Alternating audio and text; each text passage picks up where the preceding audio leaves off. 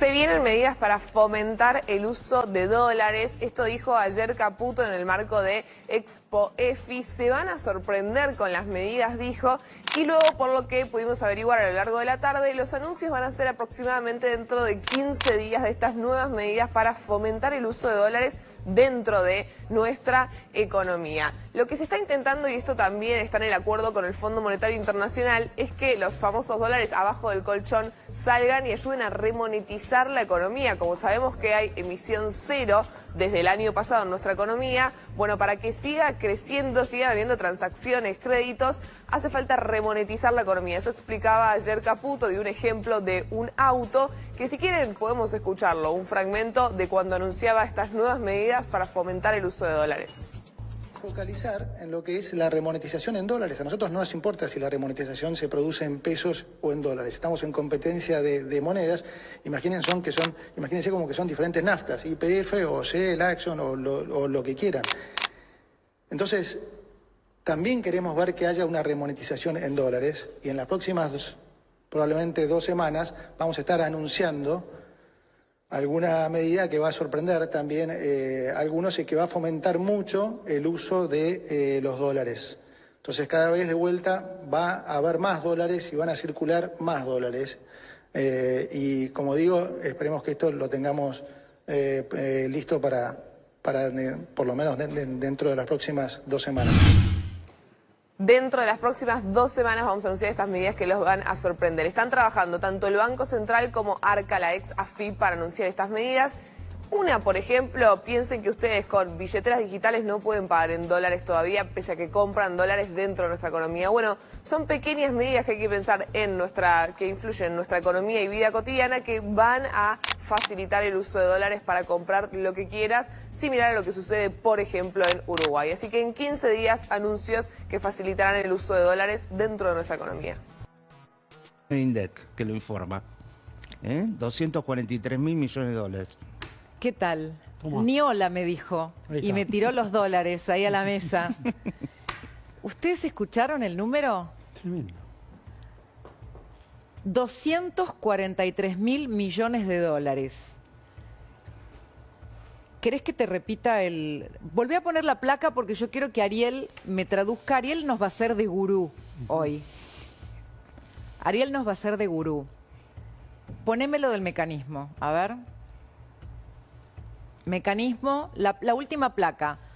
Un mecanismo para que todo ese dinero que está fuera del sistema vuelva a la economía sin emitir pesos. Estamos hablando de un montón de plata. 243.000 millones de dólares. ¿Dónde están esos dólares? ¿Cómo haces ese cálculo, Ariel? Ese cálculo lo hace INDEC habitualmente, perdón la cuestión técnica, pero hay que citarla. No, sí, es muy importante. En la posición de inversión internacional de Argentina en el balance de pagos. Bien. Es un cálculo que incorpora lo que está declarado, pero también lo que no está declarado por métodos indirectos. ¿Cómo lo hacen? Todos los INDEC del mundo. A ver. Eso da por resultado esta cifra, es 44% del PBI. Hay que actualizarla, es algo atrasada porque es al tercer trimestre del año pasado. Es lo que se generó como resultado de que los argentinos no ahorran en el país. ¿En qué términos? En términos de desconfiar de los bancos. Vos acordate que en medio de la hiperinflación del 2023, negada por la oposición, y por Cristina Kirchner sin duda, que vivimos de vuelta una hiperinflación después de haber tenido en 1989 y 90 2 hiperinflaciones. Sí. Único país en el mundo que la repitió gracias al kirchnerismo. Vos fijate de que en medio de la hiperinflación los argentinos, ¿qué hacían? Encanutaban los dólares. Claro. Muy bien. ¿Y qué tenían temor? De que se lo queden los bancos. Claro. Muy bien, de eso acabamos de zafar. Bien. De esa situación. Ahora déjame... Porque los argentinos no confían en los bancos por todas las expropiaciones de sus ahorros vía bancos que hizo el Estado. Ahora te agrego un plano más. Eso es la cifra que te estoy representando. Te agrego un plano más. En la ley Bases, sí. se hizo una reforma del Código Civil Sí. que permite que hoy podamos pagar lo que se nos ocurra en dólares, O en cualquier otra moneda. menos que Impuestos. impuestos. Perfecto. O sea, ya hay un sistema de competencia de monedas, pero mucha gente no sabe que podría pagar todo en dólares. Ahora, ¿el problema cuál es? Que hay gente que tiene eventualmente dólares que están fuera del sistema, no solo por el miedo a los bancos que planteaba Ariel, sino porque parte del cepo obligaba a que el que podía ahorrar tenía que ahorrar por afuera del sistema porque tenía que comprar un dólar blue, entonces no lo podía terminar blanqueando. ¿Estoy bien en la...? El sistema económico argentino te empujaba a la informalidad. Exacto. Y al negro. Entonces, hay una parte que se blanqueó a través del blanqueo que propuso el gobierno, pero está esta cantidad tremenda de plata que el gobierno quiere que se inyecte al sistema porque ya existe. Bancame un segundito, Cami, porque quiero terminar con el razonamiento. Y la información que nos dan, a la que pude acceder, es que va a haber un mecanismo para poder gastar ese dinero sin que te persigan por tenerlo. Esto es lo que no sabemos cómo va a ser, por eso le quiero preguntar a Ariel qué es lo que él puede deducir. Y para que vos puedas gastar esa plata que está en el colchón eventualmente sin tener que cambiarla, porque esta es la otra cuestión, que la puedas gastar. ¿Vos qué te imaginás? Yo me imagino habilitar el pago de impuestos en dólares, algún bono. Eso descartalo. Algún bono, no sé qué están ideando, no estoy en la gestión concreta de esto, pero sin duda sería muy valioso. Argentina no puede seguir contando con el campo para los dólares que necesita para importar el resto de los sectores. Esta dinámica que tiene Argentina de las últimas décadas, de que si llueve o no llueve tenemos dólares, se tiene que terminar. Ahora, vos sos consciente... Para eso hay que habilitar a los argentinos a que puedan utilizar su patrimonio sin temor que el día de mañana asuma un gobierno kirchnerista y se lo capte. A ver, ¿ustedes son conscientes de que si decimos 243.000 millones de dólares, estamos hablando de... La mitad de un PBI. Más Pero o menos. aparte, solo pensá lo que el gobierno recibió del fondo este mes, 12.000 millones. Penando, ¿no? Pidiendo, por favor. Imagínate lo que son 243.000 millones que están en poder de los argentinos, pero que a su vez la gente o no puede gastar porque lo obligaron a ahorrarla por afuera o porque se protegió de que se los afanen. Exacto. O los bancos o el kirchnerismo, ¿no? Y que están ahí. Entonces el gobierno dice, ¿cómo puedo hacer para que esa plata entre al sistema? Es que el gobierno ha tomado un montón de decisiones en pos de esa idea. Exacto, pero falta Pero esto. ninguna faltó, ninguna fue suficiente. Por ejemplo, algo que en un momento generó tentación era que se habilitó un mecanismo a través del DEVIN para poder, por ejemplo, pagar en cuotas en dólares. Algo que a los argentinos les gusta, pagar en cuotas, ¿no? Entonces eso generaba un atractivo. Ni hablar de que los propios comerciantes puedan publicar sus productos, sus servicios en dólares. Todas las condiciones están dadas.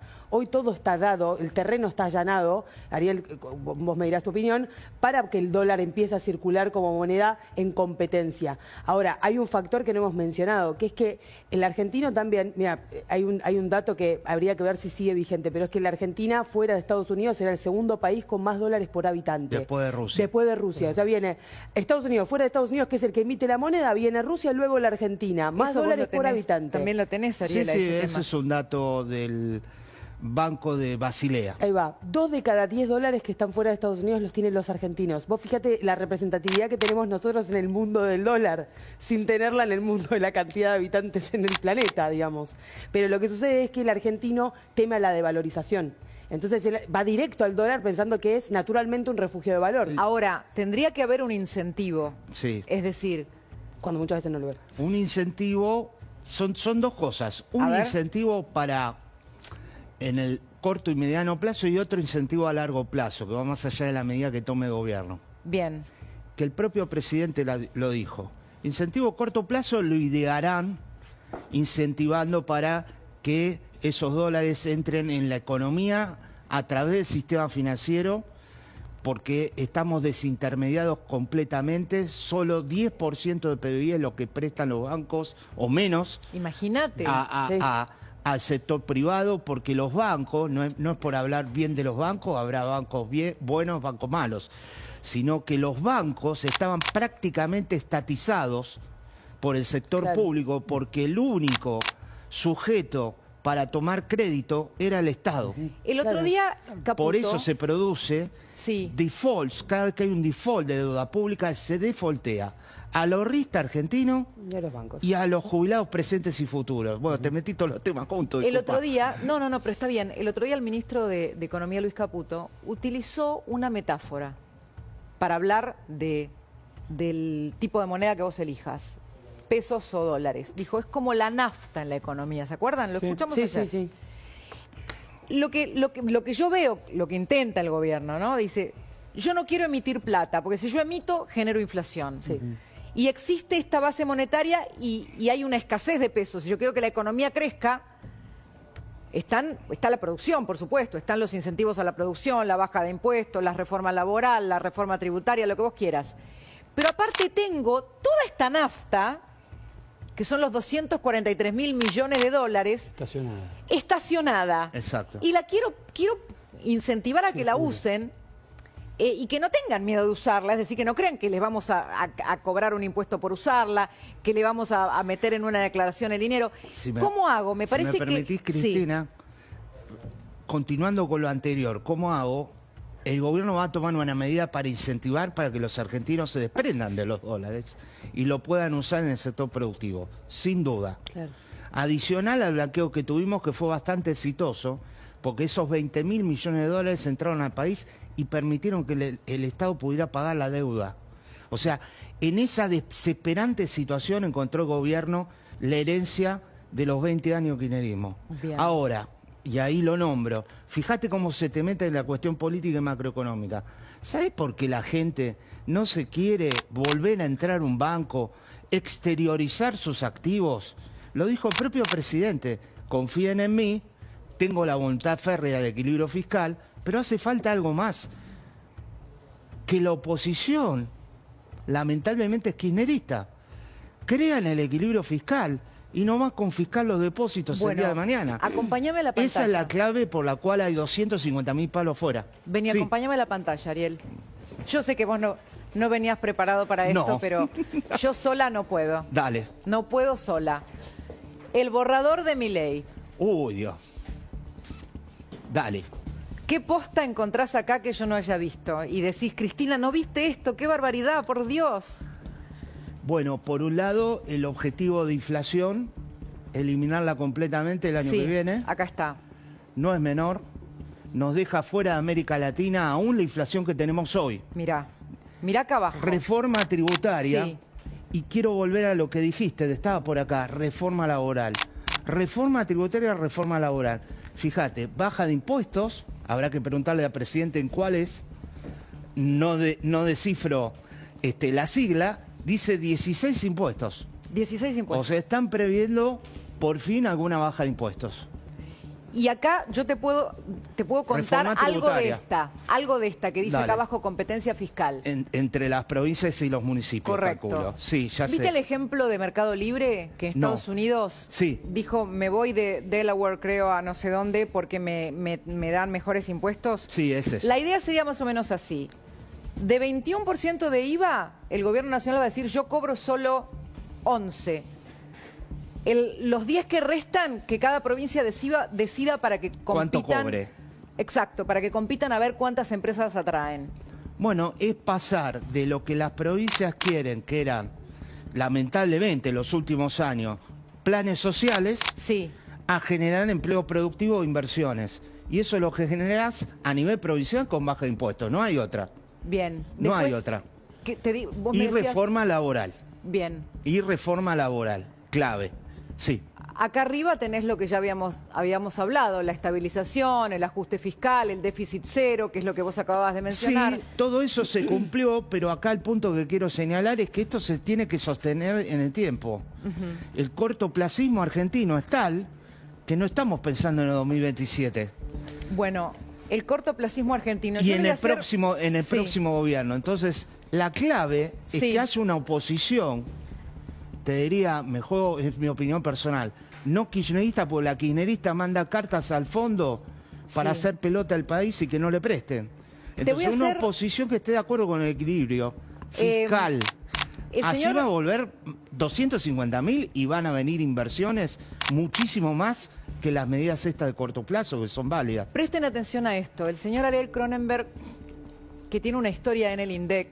Uy. Difícil, ¿no? Difícil. Ponele. Se indigna cada vez que lo ve a Guillermo Moreno hablando como si fuera inocente cuando es un condenado, ¿no? Pero aparte hizo un cálculo sobre a cuánto realmente asciende, cuánto nos costó la corrupción kirchnerista. Hizo el cálculo. Ah, mirá lo que te acordaste. Ok. Con los dos enunciados que acabo de hacer, Sí. Guillermo Moreno y cuánto costó la corrupción kirchnerista, te doy la lapicera si necesitas anotar. ¿Te lo voy mencionando? Dale, y explícalo, por favor. ¿Querés que lo escriba también? Caso Cuadernos. Cuadernos. En 11 años, 36.000 millones de dólares. De acuerdo al testimonio en la justicia Sí. de los arrepentidos.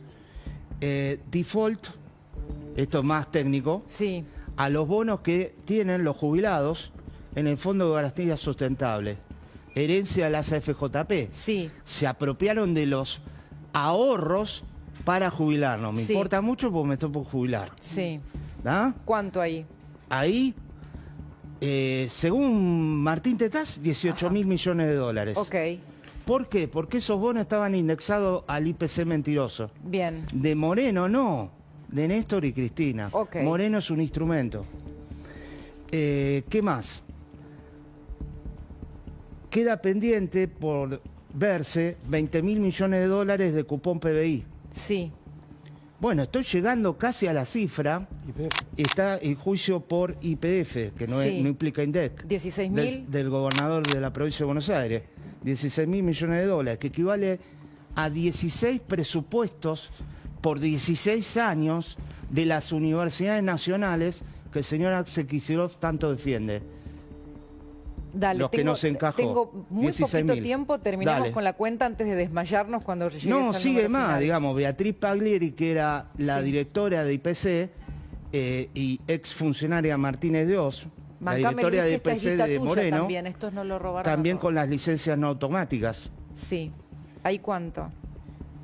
No tengo el cálculo, ¿Le pero perdonás? implica un porcentaje de las importaciones. Bien. Pero a Y- su vez denunciada por toda la oposición, luego ahora del gobierno, tenés también lo de Matías Tombolini, que es el mismo mecanismo. Te restringo la importación, pasás por mi oficina. ¿Cuánto es el número final? Más de la mitad de un PBI. Ok. Gracias, Ariel. Perdón, equivalente a los ahorros de los argentinos que se tuvieron que ir del sistema financiero. Bueno, muchas gracias a todos por venir, muchas gracias a ExpoEFI por la invitación. Ya explicó bastante y muy bien Esteban, pero vamos a hacer, digamos, una charla breve un poco para contarles esta etapa y para contarles un poco cuáles son también los desafíos a futuro, ¿no? Estamos, como dije hace un par de semanas, en lo que fue la tercera etapa de este proceso. La primera fue la eliminación del déficit fiscal.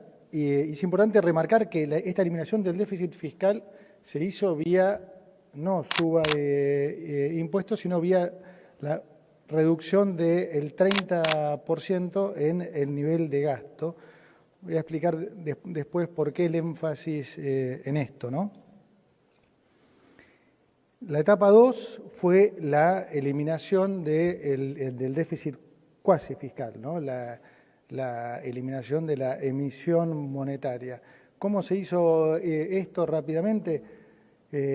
Fue mucho más importante en el programa de lo que se menciona. Fue, yo diría, un factor clave, porque, como explico siempre, podría haberse dado el caso que el país hubiera terminado en hiperinflación aún a pesar de haber ido a equilibrio fiscal, lo que hubiera sido devastador a nivel de sociedad para después hacerles entender que el verdadero problema argentino de los últimos 124 años había sido el déficit fiscal. Ahora, el overhang monetario era tan alto, ¿no? Había una demanda de dinero por el piso, previa a lo que es un proceso hiperinflacionario. Teníamos casi 4 bases monetarias en pasivos remunerados y no teníamos ningún recurso. No había dólares en el Banco Central, no había financiamiento y Argentina no tenía ninguna credibilidad como país. Entonces, ¿cómo se resolvió esto? Bueno, los primeros meses, entonces básicamente de diciembre a abril, se aplicó una tasa de interés real muy negativa que hizo que durante esos meses ese sobrante monetario solamente por ese efecto se redujera a la mitad, esencialmente. Y se combinó con una estrategia financiera que fue la emisión de este bono BOPREAL, que vino de alguna manera también a socorrer a las políticas monetarias y cambiaria. Por el lado cambiario, solucionando el problema de los importadores con los productores del exterior, restableciendo esa cadena que se había roto y que ya empezaba a generar desabastecimiento e hiperinflación, y también sirviendo como amortiguador para cualquier suba del tipo de cambio. Pero con respecto a lo monetario, también lo que se logró fue absorber, vía la venta de estos bonos, una base monetaria más. Entonces, esencialmente para mayo, ese sobrante monetario se había reducido tanto que pudimos volverlo a traspasar al Tesoro Nacional, que es donde realmente corresponde, porque ese déficit cuasi fiscal no es otra cosa que el déficit fiscal financiado con emisión. Entonces, al pasar ese sobrante ahora menor al Tesoro Nacional, terminamos con la emisión monetaria. Entonces digo, ¿por qué es importante remarcar esto? Por los resultados que se lograron con eso, ¿sí? No es una casualidad, entonces, que como consecuencia de estas dos cosas, la economía haya crecido un 6%, cuando miramos el estimador mensual de actividad económica de diciembre del 2023 a diciembre del 2024, la economía creció un 6%, a pesar de haber reducido el déficit fiscal en 5 puntos y el cuasi fiscal en 10. Recuerden que todo el mundo decía que si hacíamos esto iba a ser a costa de una brutal recesión. De vuelta, esto nos permitió que a la economía crecer un 6%, a los salarios reales subir casi un 15% y sacar 10 millones de personas de la pobreza. ¿Por qué es esto? Porque es el modelo exactamente inverso a lo que siempre hizo el kirchnerismo. Cuando se habla de ajuste, en realidad el ajuste es el modelo kirchnerista, ¿no? O sea, ¿qué hace ese modelo? Agranda el Estado. Para agrandar el Estado, ¿a quién le saca recursos? Al sector privado. ¿Cómo se lo saca? Subiendo impuestos. Como eso no alcanza porque siguen teniendo déficit, es absorbiendo deuda, es decir, los bancos, en vez de prestarle al sector privado, ahora prefieren prestarle al sector público, dejar de actuar como bancos. Y finalmente con emisión monetaria, que lo que hace es crear ese impuesto inflacionario que terminan pagando los más pobres, ¿sí? De ahí la desigualdad que se termina generando, ¿no? O sea, empresarios mucho más ricos, porque en realidad terminan conviviendo en un modelo de dólar alto, salarios en dólares miserables e industrias protegidas. Y la gente, digamos, mucho más pobre, ¿no? Clase baja a la cabeza y la clase media también. Entonces, este es el proceso exactamente inverso. Al nosotros bajar el gasto y terminar con la emisión monetaria, lo que hemos hecho es, al contrario, devolverle los recursos al sector privado. Ahora, al tener un Estado más chico, ustedes tienen que, digamos, que poner menos plata para bancar ese Estado, ¿sí? Entonces, ¿en qué se traduce eso? En que hemos bajado impuestos, en que hemos bajado el impuesto inflacionario, como bien mostraba Esteban, y que los bancos vuelvan a trabajar de bancos. Hoy los bancos entonces empiezan a preferir prestarle de vuelta al sector privado que al sector público. Eso genera entonces que haya nuevamente crédito y mayor crecimiento. ¿Se entiende? Entonces es un proceso exactamente inverso al que se vivió durante los últimos 20 años, ¿no? Y entonces entramos después en lo que fue la tercera etapa. Una vez que se hicieron esas dos cosas, quedaba pendiente lo que siempre quisimos hacer, que era la salida del cepo cambiario.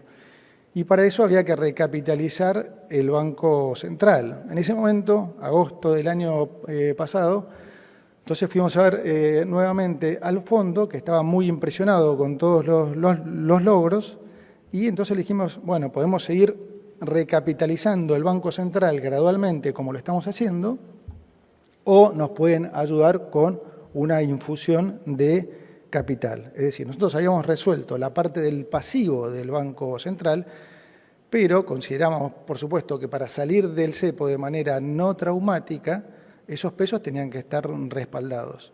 Y si bien el Banco Central había comprado y estaba comprando récord de divisas, el hecho de estar sin financiamiento hacía que constantemente tuviéramos que estar gastando esos dólares que el Banco Central compraba, y entonces lo que se podía retener era mucho menor de lo que efectivamente el central compraba. Bueno, el fondo estuvo dispuesto a acompañar. Algunos se preguntarán, entonces, ¿por qué se tardó tanto tiempo desde agosto hasta abril? Y la realidad es que el esquema de bandas era algo que habíamos definido rápidamente en agosto del año pasado mismo. Incluso creo recordar que eran las mismas bandas que terminamos poniendo. Durante septiembre fuimos corriendo los diferentes modelos para ver cuál era el nivel óptimo de reservas que necesitábamos para garantizar, para respaldar el nivel de pasivos del Banco Central. Y rápidamente nos dimos cuenta que el número iba a ser una sorpresa para el fondo. Entonces, por octubre, cuando fuimos a verlo al fondo, efectivamente la sorpresa se convalidó y el tema se demoró. Por supuesto, porque esa negociación llevó tiempo, tuvimos que correr modelos del fondo también. Los modelos del fondo también daban que el nivel de reservas óptimo era en el entorno a los 20.000 millones de dólares. Y después se sumó una segunda negociación que también llevó más tiempo, que fue la de cuánto de eso tenía que ser el desembolso inicial, cosa que para nosotros también era clave. Y eso entonces prolongó la negociación todavía más. O sea que nada tuvo que ver con ningún tipo de especulación. Si hubiéramos podido terminar para fin del año anterior, lo hubiéramos hecho. Si hubiéramos pedido un monto menor, probablemente también, pero no hubiera sido lo ideal. Y creo que con la salida del cepo me parece que se mostró que fue lo correcto, ¿no? Porque, como vimos, no hubo ningún estrés y, de hecho, el dólar libre está tendiendo a converger a lo que era el dólar oficial. Entonces, es muy importante entender también esta secuencia, porque muchos también lo relacionan con el concepto de, bueno, también se salió en su momento del cepo con Macri, pero después hubo que volver a ponerlo. Pero también ahí voy a hacer la diferenciación. La secuencia es la inversa. Digamos, en aquel caso se salió primero del cepo cambiario y se salió exitosamente porque había mucha expectativa, se generó mucha, expectativa positiva, pero no se había resuelto los problemas macro, ¿sí? Entonces, el enfoque nuestro fue exactamente inverso. Primero resolvimos los problemas macro, primero resolvimos el problema fiscal, después resolvimos el problema cuasi fiscal y después, entonces, capitalizamos al Banco Central. Y eso nos permitió hacer un acuerdo realmente mucho más sólido, un acuerdo único en el sentido de, no solo único para Argentina, sino que no es un acuerdo normal del fondo. El fondo normalmente presta plata para financiar esa transición hacia el orden macro. Nosotros el orden macro fue lo primero que hicimos Y de vuelta, eso nos permitió un acuerdo, yo diría, atípico, al punto que voy a contar alguna infidencia de las últimas reuniones del G20 y del Fondo. En la reunión con el Fondo, con Cristalina, con Guita, todos, ellos mismos nos decían, nunca nos pasó de que nos llame tanta gente de todo el rubro, o sea, los mejores académicos, gente de mercado y demás, para felicitarnos por el armado de este programa. Nunca. Ayer el presidente mandó al chat de gabinete también una entrevista a Sebastián Edwards. Sebastián Edwards es un muy reconocido economista chileno, profesor de la UCLA, pero lejos de liberal, yo creo que Sebastián está más identificado con la centroizquierda. Y él dice en la entrevista mismo que realmente el diseño de este acuerdo era fenomenal y que estaba muy optimista porque realmente veía que ahora Argentina realmente podía a nivel económico, que buena frase simpática, de poder ser la potencia que es en fútbol. O sea, este acuerdo no tiene nada que ver con los otros 22 acuerdos que ha firmado Argentina o de vuelta con otros acuerdos que haya hecho el fondo con otros países. Es importante que entiendan esto porque, digamos, la comunicación ha pasado a ser un gran desafío, porque los argentinos venimos de tantas décadas de frustraciones que es medio inevitable siempre pensar que acá algo mal, seguramente algo malo va a pasar, o hay algunos que todavía siguen pensando o escuchando a algunos que le dicen no, pero el dólar y demás.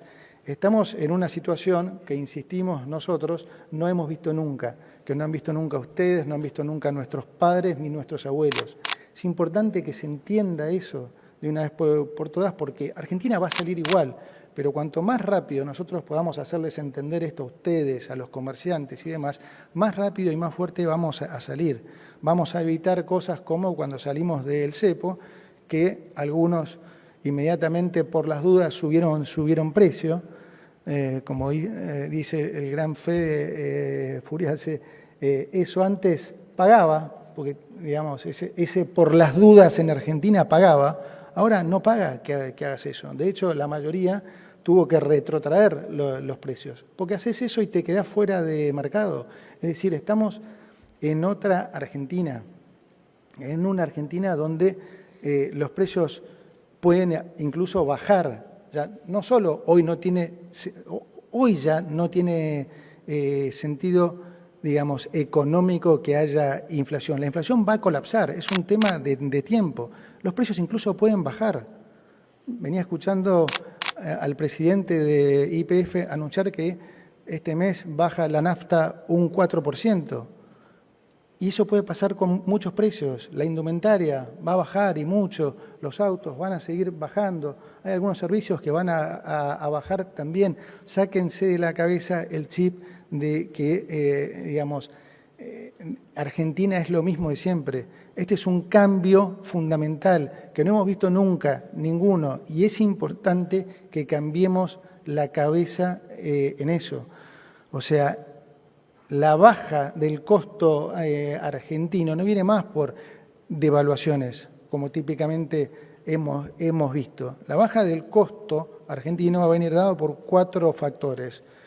3 que tienen que ver con nosotros, 1 que tiene que ver con el sector privado. ¿Nosotros qué tenemos que hacer? Seguir bajando impuestos, seguir desregulando y abrir la competencia.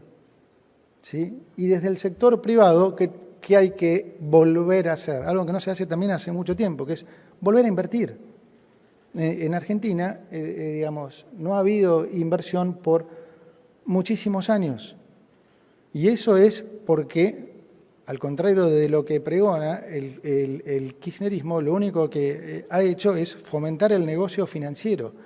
Durante los últimos 20 años era más importante entender qué iba a pasar en lo financiero que en los propios negocios de las industrias. Era más importante el manejo de la plata que el de la propia industria. Era más importante tener un contacto en el gobierno para poder comprar dólares a una tercera parte de lo que valía que otra cosa. Ahora hay que concentrarse en volver a ser eficiente y en entender que los retornos de las diferentes industrias no pueden ser los de la Argentina pasada, porque el nivel de riesgo ya es otro. Hoy Argentina es uno de los 5 mejores alumnos del mundo. Les vuelvo a decir, ojalá hubieran podido venir todos a Washington. Argentina es hoy ejemplo de lo que hay que hacer. Hemos pasado en 16 meses de ser ejemplo del desastre, de lo que no hay que hacer, a ser el ejemplo de lo que hay que hacer. No lo digo yo, lo dijo el secretario del Tesoro de los Estados Unidos, ¿sí? Dijo, o sea, vamos a ayudar a Argentina en caso que tenga alguna necesidad, porque está haciendo lo que hay que hacer. Cristalina se lo dijo a todos los países en todos los colores, incluso en la última charla, dijo, con la crisis internacional es probable que haya otros países que vayan a necesitar al fondo. Sepan que el fondo va a estar ayudando a los países que hacen las cosas como Argentina. O sea, hemos pasado a ser de los 195 países esos que maneja el fondo, el ejemplo. Entonces no nos comemos más el cuento de que ya la vimos porque no, de vuelta no hemos visto nada de esto.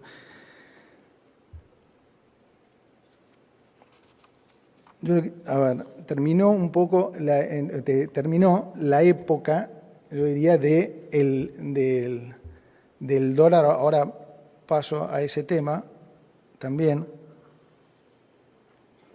Se terminó la época del dólar, de la Argentina regalada en dólares. La contracara de una Argentina regalada en dólares es un país que le va pésimo, ¿sí? No es una casualidad que cuanto más regalada Argentina estuvo en dólares fue a fin del gobierno anterior y nosotros heredamos la peor situación económica de la historia. Es la contracara de eso.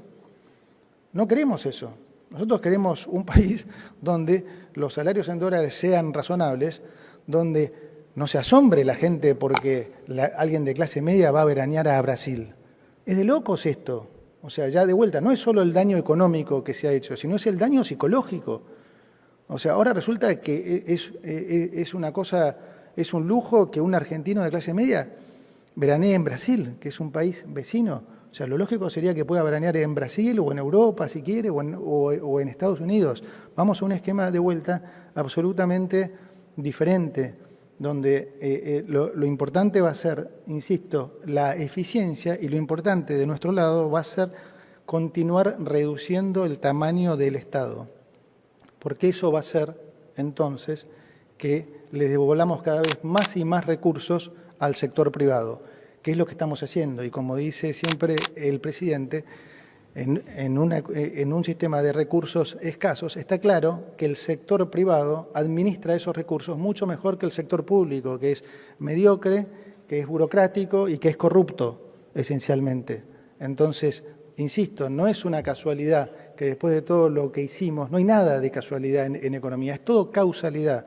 Entonces, no es una casualidad que con todo esto que hemos hecho, la economía haya crecido. Es consecuencia justamente de que le estamos devolviendo los recursos a ustedes, al sector privado. Bueno, ¿qué hay que esperar entonces para los próximos meses? ¿En qué estamos focalizados nosotros? Bueno, uno, en consolidar este nivel de crecimiento, ¿sí? E incluso incrementarlo, porque esta es una economía que está hoy preparada para crecer incluso más del 6%. Hoy tenemos un muy buen auto. Imagínense como que la economía es un auto, ¿sí? Y si tenés, digamos, buenos fundamentals económicos, tenés un buen auto. Si vos tenés un buen ancla fiscal, tenés un buen motor. Tenés un auto que anda bien. ¿Qué pasa típicamente? Y ahora imagínense que el nivel de monetización, el nivel de la cantidad de dinero, es el combustible. Nosotros hoy tenemos el desafío de remonetizar la economía más, porque está en un nivel de monetización muy bajo, de poco menos de la mitad de lo que es normalmente, pero hoy tenemos un muy buen auto, ¿sí? Un muy buen auto. Comparando de vuelta con la época kirchnerista, en el kirchnerismo los fundamentals son tan malos que es como que tenemos un muy mal auto, con un motor que no anda. ¿Y el kirchnerismo qué hace? Y le tira nafta, y le tira nafta. Emite, le tira nafta, le tira nafta. Y el problema no es la nafta, el problema es que el auto no anda. Entonces se llena de nafta y olor a nafta por todos lados. Nadie se quiere acercar al auto. Si hay una chispita, la economía o el auto explota, ¿sí? Ahora nosotros estamos en una situación en que tenemos un gran auto. Somos de vuelta uno de los 5 mejores países para el fondo en términos de fundamentals. Entonces tenemos un gran motor y como pasa en los autos, un gran motor te pide más nafta, ¿sí? Y nosotros, por el contrario, por el diseño de nuestra política, estamos sacando nafta. Nosotros retiramos pesos por superávit, vamos a retirar más pesos con la emisión de este bono de Bopreal para dividendos. Entonces nosotros necesitamos que la economía se remonetice para que el nivel de crecimiento se mantenga o suba. Entonces, por eso la última medida que han escuchado de las utilidades del Banco Central, ¿sí? Pasando a lo que van a ser reservas en pesos del Tesoro en el Banco Central. Hago 2 aclaraciones de esta medida para que se entienda bien. Una son utilidades genuinas del Banco Central, no como antes, que las lograban valuando las letras intransferibles no a valor de mercado, sino a 100 y generando ganancia vía devaluación. Estas son ganancias genuinas del Banco Central, producto de la baja del riesgo país. Y segundo, nosotros no vamos a usar esa plata para financiar gasto. Vamos a usar esa plata para tenerlas como reservas para poder cancelar deuda en el caso de que los bancos no hagan 100% de refinanciamiento de la deuda en pesos porque están más inclinados a prestarle ahora al sector privado. Entonces, por un lado, cancelamos deuda y remonetizamos la economía en el momento en que lo necesita. Y también nos vamos a focalizar en lo que es la remonetización en dólares. A nosotros no nos importa si la remonetización se produce en pesos o en dólares. Estamos en competencia de monedas. Imagínense como que son diferentes naftas, YPF o Shell, Exxon o lo que quieran. Entonces, también queremos ver que haya una remonetización en dólares y en las próximas probablemente 2 semanas vamos a estar anunciando alguna medida que va a sorprender también a algunos y que va a fomentar mucho el uso de los dólares. Entonces, cada vez de vuelta va a haber más dólares y van a circular más dólares. Y como digo, esperemos que esto lo tengamos listo para por lo menos dentro de las próximas 2 semanas. Entonces, necesitamos, insisto, que esta remonetización se materialice para que la economía pueda seguir creciendo. En la medida que la economía siga creciendo y nosotros sigamos achicando el gasto, como de hecho seguimos haciendo, vamos a tener un mayor superávit que nos va a permitir seguir bajando impuestos y bajarlos más y más y devolverles más recursos al sector privado. Adicionalmente, vamos a seguir desregulando. Ya lo ven al ministro de Desregulación contando los días, todos los días, y van a también, por supuesto, ver anuncios desde ese lado también. Y finalmente vamos a ir por esas reformas estructurales que son tan necesarias, ¿no? Estamos hablando de lo que es reforma fiscal, reforma laboral y, al final, reforma previsional. Esto, por supuesto, lo decidirá el presidente y la política, lo que es el timing para implementar estas cosas, pero también son muy necesarias en Argentina para seguir bajando el costo argentino y sobre todo también para desincentivar la informalidad, eso que ha sido el incentivo durante los últimos 20 años, porque todo esto que hemos estado discutiendo no ha hecho otra cosa que incentivar la informalidad, o sea, la suba de impuestos, cada vez más cargas y demás, obviamente que dificulta todo lo que es, como policy maker, el desarrollo de las políticas económicas. Así que, nada, entonces, para terminar, déjenme decirles que ya están viendo mucho de nosotros. Tenemos a los 3 campeones acá, a las 3 anclas que están, digamos, comunicando y saliendo mucho más en televisión y explicando. Para nosotros la comunicación en este momento es clave, hoy representa un desafío porque, como digo, es muy importante que todos entiendan que estamos en una nueva Argentina, que, como dijo el presidente, y me encantó, que en poco tiempo los países van a decir que quieren crecer a tasas argentinas y que insisto, no tengan ninguna duda que estamos por presenciar los mejores 20, 30 años de nuestra historia. Muchas gracias.